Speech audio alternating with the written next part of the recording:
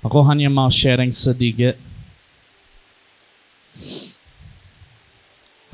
Kita mau lihat satu, mungkin dua pasal. Mari kita buka Yohanes 14 ayat 27.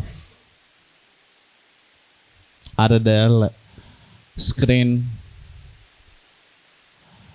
Mari kita baca bersama-sama. Ya, tim musik kalian bisa turun. Rico, stay.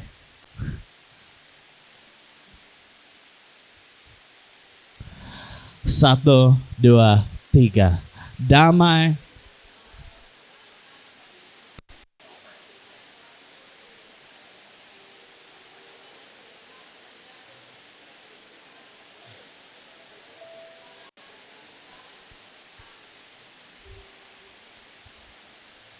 Kita lihat itu.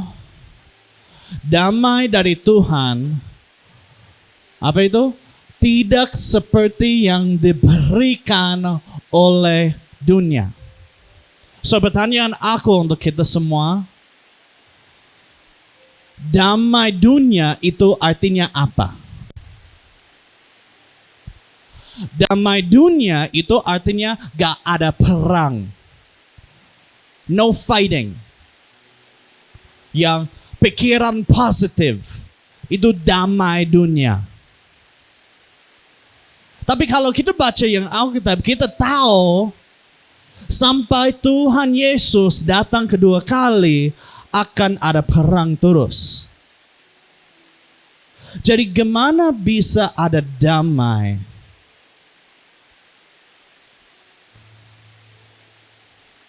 Kita harus lihat damai Tuhan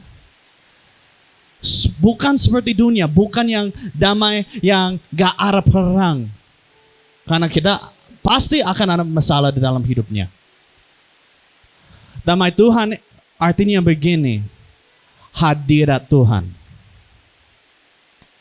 Kalau kita ada damai Tuhan, di luar bisa perang, bisa ada masalah, tapi di dalam kita calm. Karena ada Dia. Simbol damai, yang burung damai itu apa? Merpati ya. Kita lihat yang ada flags of the world, bendera negara, mereka pakai yang burung merpati ya. Kita lihat di Alkitab burung merpati itu Yesus the Baptist. Burung merpati datang, itu apa? Roh Kudus. Damai bisa terjadi karena hanya ada Dia. Hidup bisa kacau, yang keluarga bisa kacau, yang negara ini bisa kacau, tapi kita bisa ada damai karena ada hadirat Dia.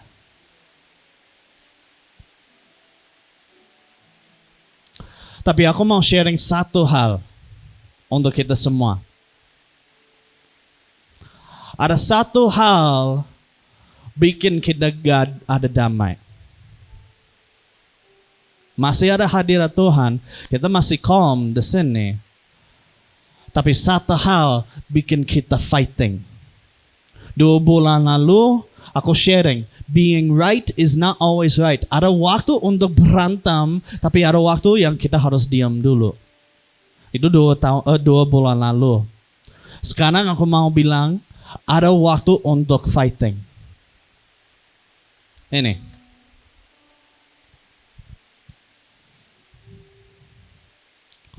Aku mau sharing ini dan kita mau doa. Matius 10 ayat 34. Ada? Ini Yesus bilang. Ini mungkin sedikit bingung. Kenapa Yesus bilang ini? Mari kita baca. 1, 2, 3.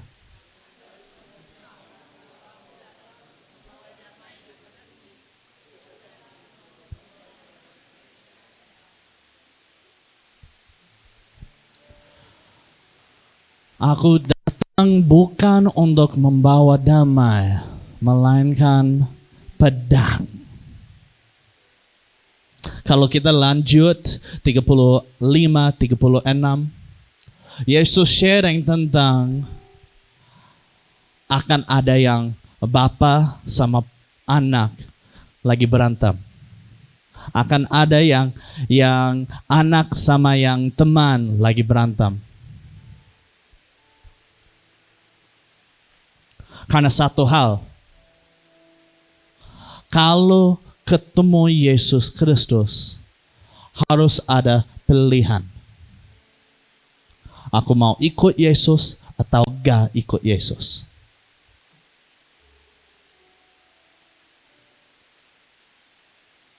Waktu yang kapal Titanic tenggelam ya.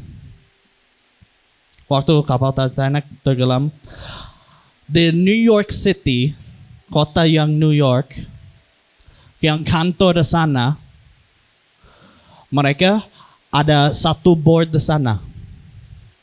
Di atas ada 2 kolom. Kolom 1 selamat. Kolom kedua hilang, lost. Saved and lost. Dan di kolom itu ada nama-nama. Siapa yang selamat, siapa yang hilang. Ayat ini Yesus Kristus dia bilang ada 2 kolom. Ada divisi. Pedang itu artinya ada divisi. Ada orang yang sudah selamat, ada orang yang belum.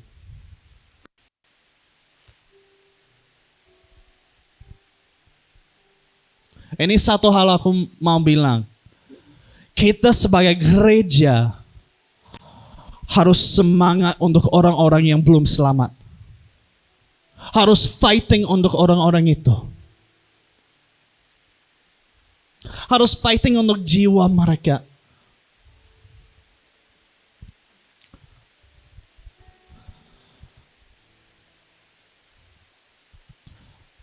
Tahun lalu aku yang pulang ke Amerika libur 1 bulan. Waktu itu aku ajak teman aku kita makan di satu tempat. Dan ada orang yang melayani kita yang ambil yang pesanan kita yang getting our order waktu makanan sudah siap, dia datang bawa makanan ke meja. Waktu dia bawa makanan ke meja, aku tanya yang cewek itu, hey, aku bilang, kita mau doa untuk makanan sebelum kita makan. Dan aku bilang ke yang cewek itu, ada sesuatu kita bisa doa untuk Anda. Yang simple aja, aku hanya tanya, apa yang kita bisa doa untuk Anda? Waktu itu dia bilang, oh ya, doa untuk keluarga aku aja, jadi ya kita kuat. Kita bersama, kita kuat bersama. Ya oke, ya kita bisa doa untuk itu. Dia di situ, kita doa untuk keluarga dia, jadi mereka kuat dan begitu. Habis itu ya makan biasa semua itu. Kita pulang berapa hari lagi, aku balik ke Indonesia. Waktu berapa hari habis yang makan malam itu, aku dapat message dari teman aku. Teman yang makan yang bersama malam itu. Dia bilang ini, hey Aaron, kamu sudah dengar gak? Dengar apa? Ingat yang cewek itu yang Anda doa tadi malam itu? Ya aku ingat. Habis kerja malam itu, dia naik mobil, dia pulang. Tiba-tiba ada satu truk nabrak dia sampai mati. Aku langsung kaget. Karena doa dia yang minta doa untuk keluarga jadi mereka kuat. Tiba-tiba malam itu mati. Pasti keluarga itu butuh kuat.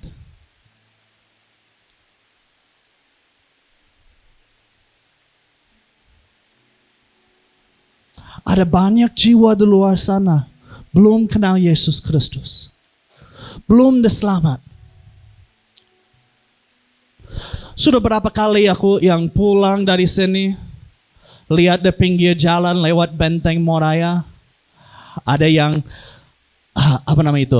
ya gambar yang ada orang meninggal di situ. Ada gambar, ada lilin-lilin gitu-gitu. Ada banyak anak muda ya, mereka yang ngebut, yang naik motor dan nabrak, mati. Ada orang yang narkoba, daerah sini, Sulawesi Utara, mati. Yang bikin sedih, bikin aku sedih banget. Anak-anak itu, mereka ikut ibadah, mereka tahu yang semua lagu, tapi gak selamat, gak tahu Yesus Kristus. Tahun lalu, aku sama Kak Alif sama beberapa teman, kita ke penjara di Tomohon. Cowok-cowok yang masih muda, umur 13 sampai 26. 26 ya? Atau 23? 26. 13 sampai 26 cowok-cowok. Waktu aku sharing, aku tanya, siapa di sini sudah ikut ibadah dari kecil? Semua angkat tangan.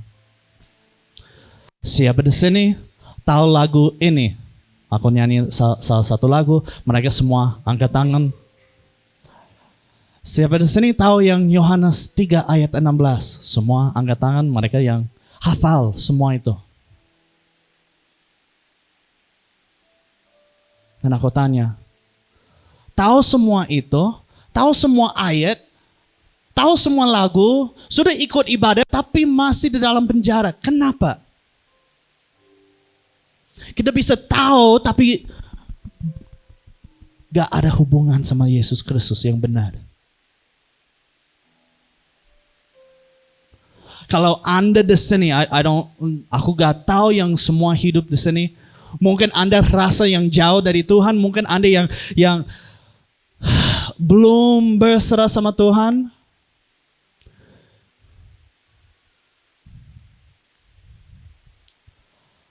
Datang ke Dia. Ibadah gak akan selamatkan Anda. Lagu gak akan selamatkan Anda. Hanya Yesus Kristus. Dan itu salah satu yang harus bikin kita ada damai karena ada Roh Kudus, tapi yang itu masih yang ada something. We have to do something. Harus lakukan sesuatu karena aku lihat teman-teman aku, mereka hidup kacau. Aku lihat yang keluarga aku hidup lagi kacau. Kakak aku yang aku sharing cerita ini dan kita mau tutup doa. Kakak aku, dia 3 tahun di atas aku. Waktu kita masih muda, dia lari dari Tuhan. Seks bebas, narkoba, coba ini, coba itu. Waktu aku umur 16, aku bertobat. Aku balik ke Tuhan. Kakak aku enggak. Masih ikut gereja karena orang tua yang pendeta. Jadi mau gak mau harus ikut gereja.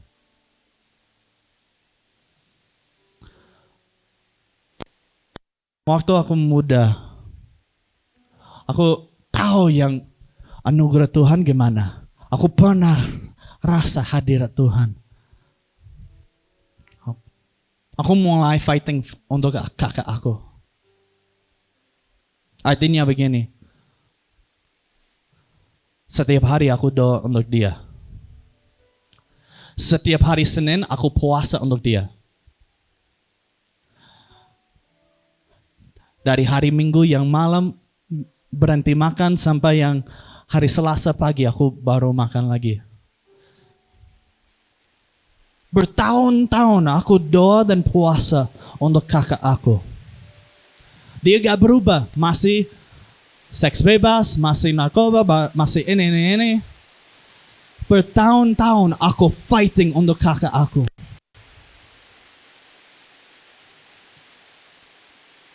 Baru waktu aku sudah tinggal di Indonesia, aku dapat yang message dari ibu aku. Dia bilang, kakak sudah bertobat. Aku yang di minggu itu aku lagi WL di IFGF Jakarta. Itu minggu pagi aku dapat kabar, aku nangis, lagi nyanyi semua itu. Dan itu satu jiwa, aku doa terus bertahun-tahun. Puasa terus bertahun-tahun, aku fighting untuk dia. Itu kita harus gereja begitu. Siapa yang Anda mau fighting untuk mereka?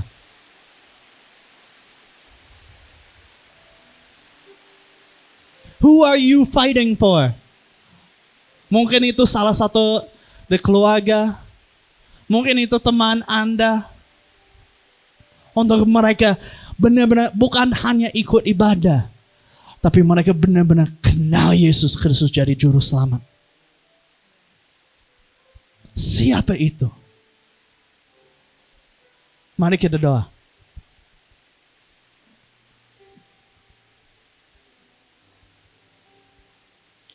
Tuhan, hadirat Engkau itu the best thing. You are the best. You are amazing. No words can explain how amazing you are. We love you, Jesus.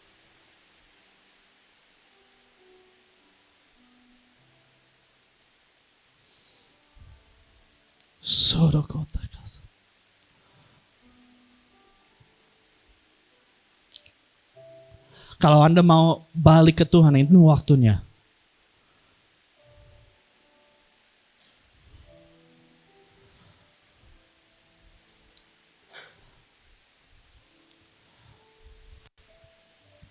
We come to you, Jesus. Kita datang ke Engkau, Tuhan.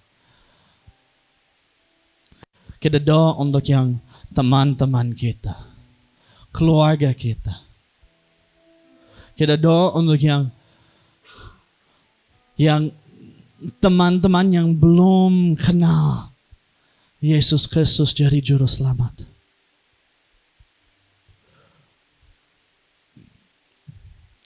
We pray for this city. Kita doa untuk kota Tondano.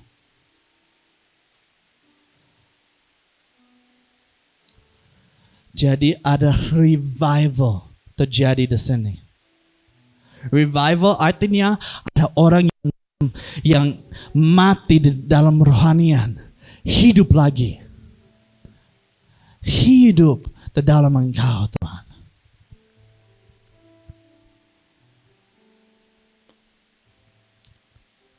We pray for life.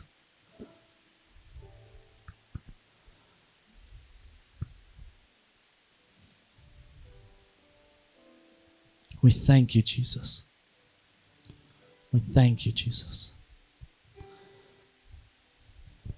Bless this day dengan hadirat Engkau, Tuhan. Bless every single one of us. Jadi kita bisa fighting untuk keluarga kita. Fighting untuk teman-teman kita. Doa untuk mereka. Puasa untuk mereka. Bless this day. We thank you, God. Di dalam nama Yesus Kristus. Amen.